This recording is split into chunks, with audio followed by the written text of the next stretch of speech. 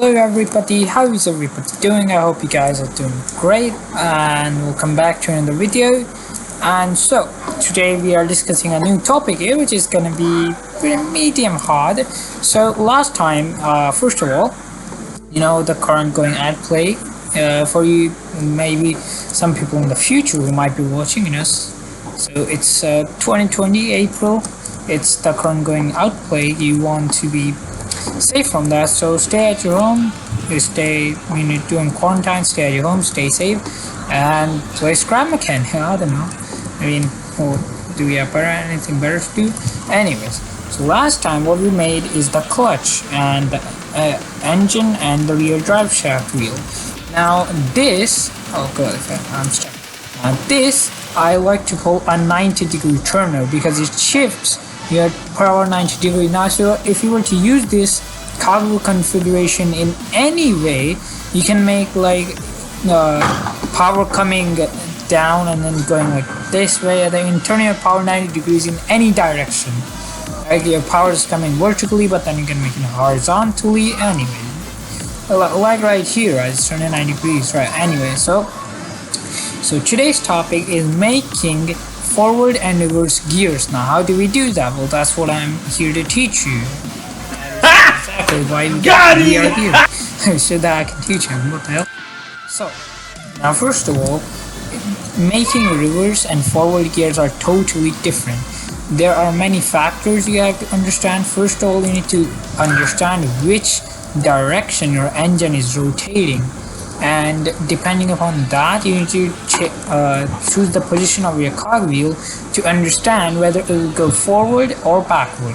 Right here, as you can see, the engine is rotating in clockwise direction, which means this goes in clockwise direction. Now if you were to use some brains, as I like to call it, you can see this would push the cogwheel down, making it go forward. And that spins the cogwheel, and that spins the wheel forward, and that's what moves you forward. Now if let's suppose the cogwheel is right here, in that case it will lift the cogwheel up like this, like before, because how it's rotation, it will lift the cogwheel up like this and it will start going this way, and then it will go in reverse. Now this is the tricky part. How do we switch between forward and reverse gear? So this is how you do it. So first of all, you're gonna have to take a vehicle. Then you want to get rid of the back cogwheel, since we're going to make something different, right?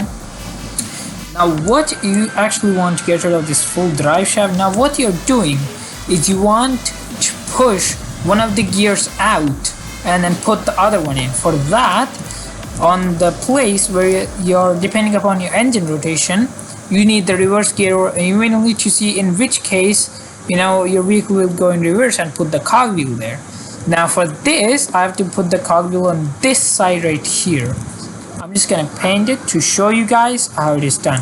So if I want to go forward, the cogwheel needs to be here, but if I want to go in reverse, the cogwheel should be here. So now we want to switch between these two. Now what we have to do is we have to create two cogwheels that slide through this. Now let me demonstrate. So first you put a piston on the end of this, then you make the cogwheel itself. Now what you have to make sure is that your reverse cogwheel is not touching this, right? That is very important. And then you have to make sure that your forward cogwheel is always touching this, or vice versa, depending upon your cogwheel location, of course. Now right here you want this big suspension, right? Because what's gonna happen here is that this is gonna compress it and then go into this. Let me demonstrate. Now let me just craft this gear right here. Let me just complete this gear right here. And if you were to delete that, let's go ahead and do that. Let's take it out the lift, and now let's make the full gear.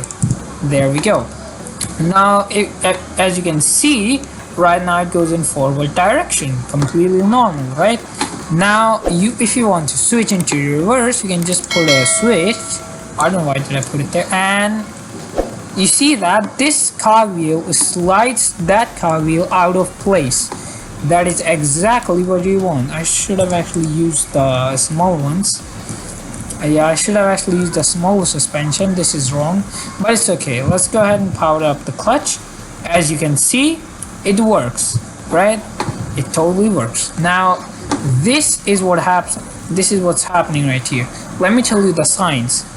When you turn on this piston, this compresses and moves this out of one. It moves this one block back. And now I should use the smaller suspension. Now I suggest using the small suspension. Now you might be wondering why. It is because Yeah, boy. then helps you, as you can see, which then you can then make your piston length 15. And if you didn't know what I'm trying to say is, when you make your piston length 15, it makes it so that the piston gives more power into that small place, right? And that makes it so that you don't have a lot of glitchiness of the piston jittering around, and you don't want that. That's not good. But you now, as you can see, it now goes in reverse, right? Now I switch it again, and now as soon as I turn this piston off, what will happen is this, because the suspension has an internal resistance, of course, now this will push as this turns off, that piston will go back, and this will push this gear back into place, just like that. And that is how you create a forward and a backward gear. Now if I were to hook this to my seat, you can see I put in the clutch, and bam, there you go. As you can see, you can switch between forward and backward gears. So that's how you make it. Now I don't recommend this, because let's say you have a lot of power coming from that, or a lot of speed. You have a very high speed piston engine. In those cases, these gears will start to skip out very easily. The piston will just contract, it will just go backwards, and will just get stuck and glitch out. So if you're ever using number one, a heavy craft, number two, a high-speed piston engine, number three, a thruster engine, very important. If you ever make a thruster engine, you should not use reverse and forward. In this configuration, there are probably more through gearboxes which don't use sliding gears, but this is the basic one, and we are currently doing the basics.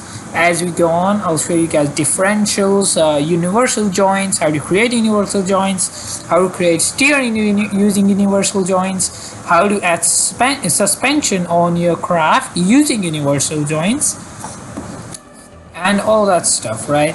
Now this is for the basics. As you can see, the gear slides into place, and there you go. As you can see, it works pretty good. Now if I were to actually turn this off, now let me show you guys what gears are rotating in which direction. You'll probably understand by now, but this gear right here makes the craft go forward, right? While this one right here makes it go backwards. So you guys have to understand that. Now all of this right here, all of this is just power.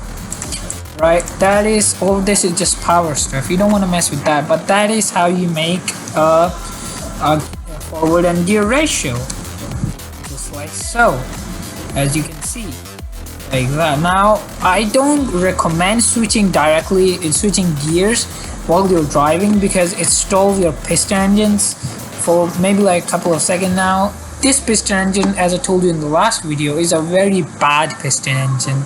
It doesn't have a lot of speed, and that I don't like that about this one. I mean, it doesn't have a lot of power, is what I'm trying to say. And as you can see, it like kind of stalls as soon as you switch between gears. But if you have a decent power engine, maybe a 3-piston engine or maybe a 4-piston engine like Ton's inline piston engine, then just don't even think about switching gears while you're driving. Anyways guys, this is it for this video, and here is a mini inline engine car that I made. Now you might be thinking how it works. It's actually pretty simple. The engine is placed right here, as I was talking about. Look at this. Now you can actually make, I just told you, a 90-degree turner. Right here in this case, the power is vertical, but then as soon as I put this cogwheel, it turns horizontally. Now there are things you must understand. Depending upon the location of this, your cogwheel may rotate clockwise or anti-clockwise, which may mess up your systems. So before placing the cogwheels, always make sure that you're placing the cogwheels in the correct direction, after which if you want to switch it. Now you see, this is a very small piston in your car, that's why I didn't even bother making the reverse and forward. Now the reverse and forward actually requires some decent space. I wouldn't call it very small or very compact, but it requires some decent space, right? Now how this works is, now you might see why is it so small. It is because I didn't use a clutch. The clutch also uses some decent space. As you can see in my case, this is the smaller version of the clutch, but the thing is about this clutch is that it's really inefficient. If you try to go over hills, it will just keep skipping and skipping. So I don't like this clutch. You make the other clutch that I showed in my other video. Those actually lock into place, and either if you're going uphill, either your piston engine will stall or will just go uphill. You won't stop in those cases. Or you can just make a solid axle, in which case you don't have that, but I don't prefer that, especially because you can't, let's say we're stuck on a hill, then you can't just unclutch and then you won't go down, so you're just stuck there and you have to use a lift. In these cases I don't have to use my lift, but nevertheless it's something. I mean, whatever. Let's forget about that. So this is how to make a simple forward and reverse. Thank you guys for watching. I hope you guys like this video. Leave a like and subscribe, and have a nice day. Also I want to give a shout out to my buddy. As I was saying, I want to give a shout out to my buddy Boosted FB. He is a great content creator and he has created a jet thruster car, for which I've helped him with the drive shaft, and he hasn't uploaded. He's also a pretty great YouTuber. Now he has also made a video about the jet car. Oh my god, I'm stuttering a lot, right? So he hasn't uploaded it, not right now, but he will probably do it. He's a very good content creator, a very good talented person, and a nice person over and all. Thank you Boosted FB for helping me, and thank you guys for watching. Stay inside and home and stay safe. Goodbye.